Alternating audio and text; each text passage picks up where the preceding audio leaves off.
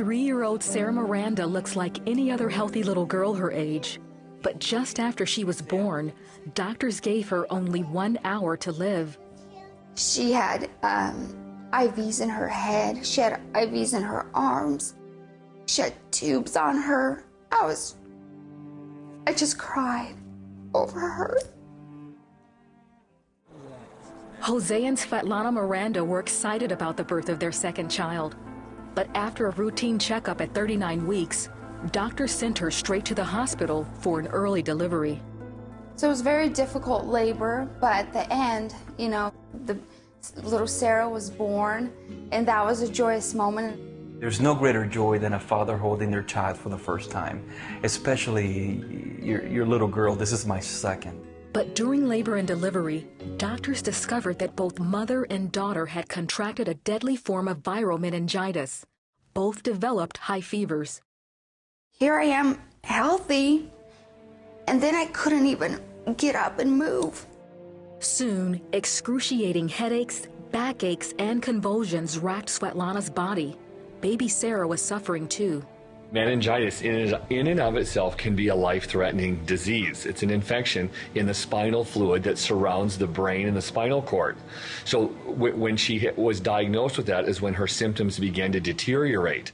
Doctors told Jose if baby Sarah and Svetlana's condition didn't improve, he could lose both his daughter and his wife.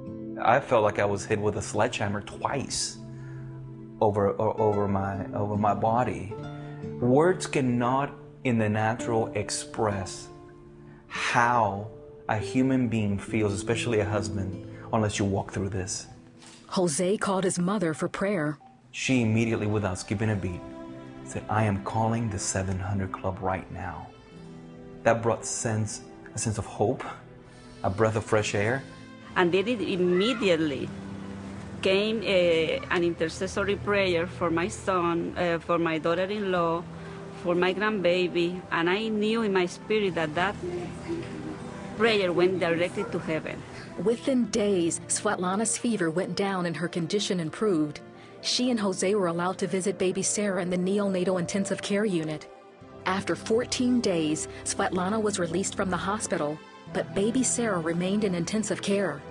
Every day they prayed healing scriptures over their little girl.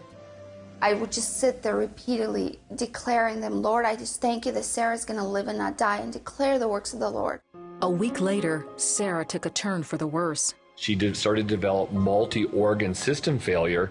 Her condition deteriorated significantly.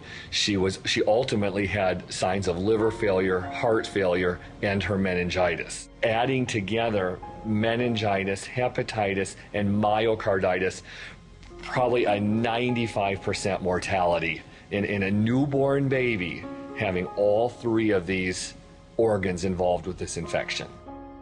Doctors told Jose and Svetlana that baby Sarah had 1 hour to live. And it was during that time a nurse came and told us that her pH level was 6.6, which basically, from what I understand, means the body is clinically considered dead. And we just didn't want to accept that fact. We began to take authority over the spirit of death, the spirit that was trying to attack her heart of death, her liver, her acidity level, her every part of her body.